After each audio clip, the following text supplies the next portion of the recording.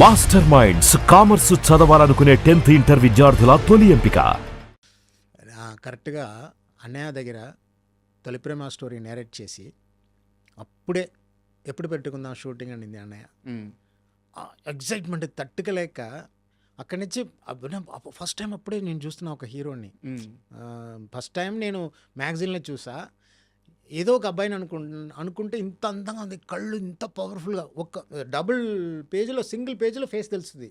నేను ఒక టీ నగర్లో అది చూసి అబ్బాయి చాలా బాగున్నారు, లైట్ బియర్డ్, అంత పవర్ఫుల్ ఐస్, మన స్టోరీకి సూపర్గా ఉంటారు, ఏదో ఏదో తెలుగు మ్యాగజైన్ తెలిసింది. లాగితే అటుపక్క చిరంజీవి సార్ ఉన్నారు. ఏమంటే నేను షాప్ దగ్గర ఇది అన్నయ్య చిరంజీవి గారు తమ్ముడండి అన్నారు. ఆహా, అయితే చాలా కష్టం. మీరు నమ్మరు, 6 months తిరిగా అక్కడ. ఎవరు పాండి బజార్లో అక్కడ తెలుగు షూటింగ్, తెలుగు డిస్కషన్ వెళ్తే అక్కడ వెళ్ళి మాట్లాడి అక్కడ లక్కీగా నాకు గిరి గారు దొరికారు, ఒక ఫ్రెండ్. వాళ్ళ వల్ల కొంచెంగా ఇంప్రూవ్ అయ్యి దెన్ 6 months తర్వాత అన్నయ్యని కలిసా. ఫస్ట్ టైం మీట్ అయ్యా. అలా కలిసి స్టోరీ చెప్పి ఇమీడియట్గా ఓకే ఎప్పుడు షూటింగ్ పెట్టుకుందాం అంటే ఎంత హ్యాపీ వస్తుంది చూడండి. కరెక్ట్. బికాస్ రియాక్ట్ చేయడం కూడా కష్టం, ఎందుకంటే ఫస్ట్ టైం చూస్తున్నా అన్నయ్యని. అన్నయ్య వెరీ క్యాషువల్, ఆయన కూడా హీరో కదా. అలా చూసి అలా బయటకు వచ్చి మా ప్రొడ్యూసర్ కాజల్ నాగేశ్వరరావు అని సూపర్ మ్యాన్, వాళ్ళు తీసుకొచ్చారు. యాక్చువల్గా వచ్చి అలా కార్లో అలా ట్రావెల్ చేసి ట్యాంక్ బండ్ దగ్గర ఆపమన్నాను. మీరు ఆపన్నారు? ఇది సిటీ, అప్పుడు అది సిటీ, పెద్ద సిటీ, ఫుల్ లైట్స్. సార్ ఈ ప్లేస్లో కొంచెం ఆపుతారని బుద్ధా స్టాచ్యూ తెలిసింది. అక్కడ నేను సార్ ఏడాను సార్, వాట్ అ సిటీ, ఈ భూమి ఎంత పుణ్య భూమి. నా కళ్ళలు 10 years అసిస్టెంట్ డైరెక్టర్గా తిరుగుతున్నా, ఇక్కడ ఒక ఊరికి వచ్చాను, ఒక హీరో స్టోరీ ఓకే చేశారు బుద్ధా అని చెప్పి చాలా I am very beautiful moment. Night అది ఏడుపు వచ్చింది, అంత హ్యాపీగా ఫీల్ అయ్యాను. అది ఒక ఫిలింలో ఒక నా ఫీలింగ్ని ఇవన్నీ ఒక డ్రీమ్ ఉంటాయి, ఎక్స్పీరియన్స్ ఉంటాయి అన్నప్పుడు సాంగ్ కాన్సెప్ట్ కూడా హీజ్ అమ్మాయిని అబద్ధం చెప్పాడు కదా. అది సెకండ్ హాఫ్లో అమ్మాయి కూడా వచ్చింది. డ్రీమ్ ప్లస్ ఉన్న పరిస్థితి, అమ్మాయి వచ్చినప్పుడు అది ఆ ప్లేస్మెంట్ మారుతాయి అన్నది ఆ కాన్సెప్ట్. ఆల్రెడీ ఆ ప్లేస్, ఆ బుద్ధా స్టాచ్యూ ఉంది కదా, అది అన్నీ ఒక అది మంచి చల్లగా ఉంటాయి. ఎలా ఉంటాయి ఏమంటారు, అది సడన్ గా రావట్లేదు టెన్షన్లో. ఓకే, కాన్సెప్ట్ ఓరియంటెడ్గా ప్లేసెస్ చేంజ్ అయిపోయి ప్లేసెస్ చేంజ్ అవ్వదు, ఆ మూడ్ ప్లేసెస్ మూడ్. అవును, అది స్నోలో ఉంటే మన ట్యాంక్ బండ్ స్నోలో ఉంటే ఎలా ఉంటుంది అన్నది, మరి గోల్కొండ ఫోర్ట్ స్నోలో ఉంటే ఎలా ఉంటుంది, అది కన్వర్ట్ చేసి వాళ్ళు ఫీల్ అలాంటిది ఫీలింగ్. ఓకే, బట్ అంత ఫీలింగ్లో ఉన్నారు, లోపల అంత లవ్ ఉంది. కానీ సడన్ వాళ్ళు ఏ లొకేషన్ వెళ్ళినా అమ్మాయి వచ్చినా అదన్నీ మారిపోతాయి, అమ్మాయి వచ్చింది ఆ లొకేషన్స్ మారిపోతాయి అన్నది కాన్సెప్ట్. సో అది దీనికి ఇది ఇన్స్పిరేషన్.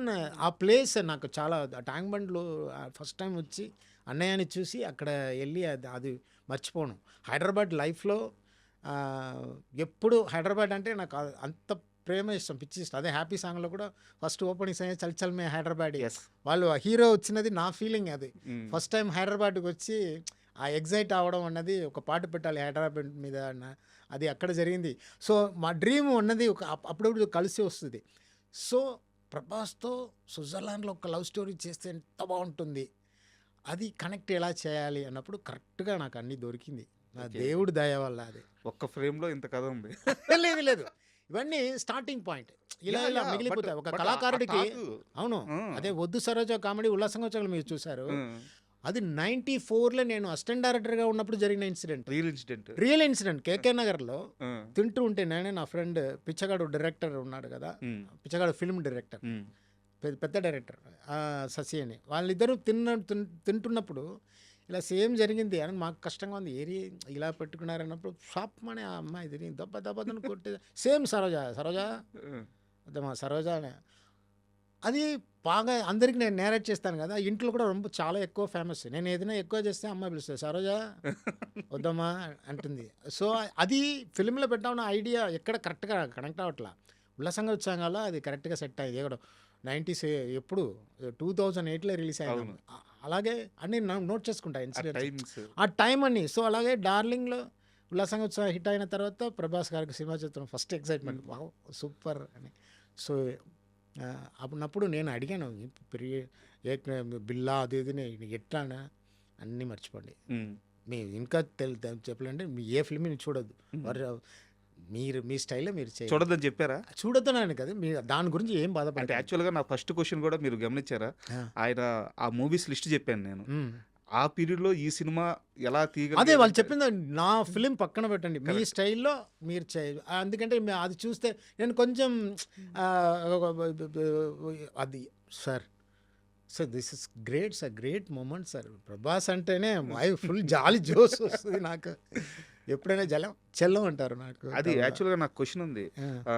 చలమని పిలుస్తారా మిమ్మల్ని? మీకు పేరా Chalam? No I call Chalam, so he call Chalam. ఇద్దరికి చలం. ఎందువల్ల? అది ఎట్లా? అది ఏదో ఒక బుజ్జి అంటారు కదా తమిళ్లో, అది బుజ్జికి చలం అంటారు. ఓకే. తర్వాత జీవి ప్రకాష్. ఉల్లాసంగా ఉత్సవం ఫస్ట్ ఫిల్మ్ ఆఫ్ తెలుగు మూవీకి ఫస్ట్ జీవి.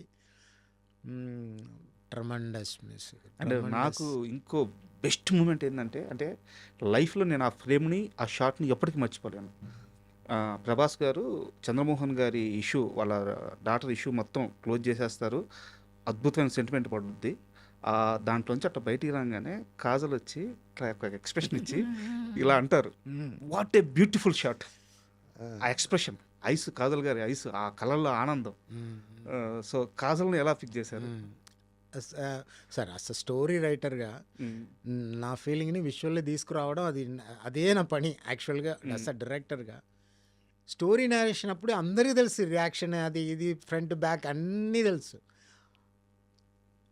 సో ఇంతమంది 16 years తర్వాత ఇలా సెలబ్రేట్ చేస్తారన్నో, ఈ లూజ్ అన్నాడు, మీరు నమ్మరు, లూజ్ అన్నాడు షూట్ చేసాం, ఎడిటింగ్లో తీద్దామన్నారు కదా, తెలుసా డిస్కషన్ వచ్చింది. అవునా? నా డైరెక్షన్ డిపార్ట్మెంట్లో.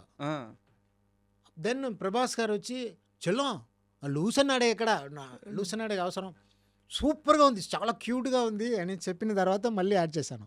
లేకుంటే షాట్ తీసేసేవాళ్ళు. అసిస్టెంట్ డైరెక్టర్ సార్ అది కొంచెం ఓవర్గా ఉంది సార్, అది లూస్ అన్నాడే. ఇప్పుడు థియేటర్లో రియాక్షన్ చూడండి, చూస్తే అసలు అలాగే సార్ వద్దు సరోజా సీన్ వద్దన్నారు ఒక అసిస్టెంట్ డైరెక్టర్. అది కామెడీ అన్నప్పుడు అది కెమెరామెన్ సపోర్ట్, సార్ సూపర్గా ఏదో దేవతలాగా అలా అట్లా జరుగుతాయి. అలాగే రైటర్ స్వామి, డార్లింగ్ స్వామి, దాని తర్వాత Swami, super work. And sir darling గురించి కాకుండా, అంటే డార్లింగ్లో కూడా ఈ అంశం ఉంది. ఒక చిన్న డౌట్ సార్, యాక్చువల్గా మీరు కనిపిస్తే అడదాం అనుకున్నాను. నాకు తెలిసినంత వరకు మేకర్స్ వేరు సెట్లో కానీ, సెట్లో ఓకే, బయట లొకేషన్స్లో షార్ట్స్ తీసేటప్పుడు వైట్ డ్రెస్ ప్రిఫర్ చేయరు, ఎందుకంటే లైట్కి ప్రాబ్లం అవుతుందని చెప్పి. బట్ మీ సినిమాల్లో ప్రతి హీరోయిన్ ప్రతి సినిమాలో వైట్ డ్రెస్తో కనిపించే ఉన్నారు. చాలా బ్యూటిఫుల్ షార్ట్స్ వచ్చినాయి. ఎందుకు వైట్ అంత ఎక్కువ ప్రిఫర్ చేస్తారు మీరు? ఒక ఫస్ట్ ఫిల్మ్కి పండింది, సెకండ్ ఫిల్మ్ కూడా పండింది, థర్డ్ ఫిల్మ్ అప్పుడే అది కొంచెం కష్టంగా ఉంది. ఇప్పుడు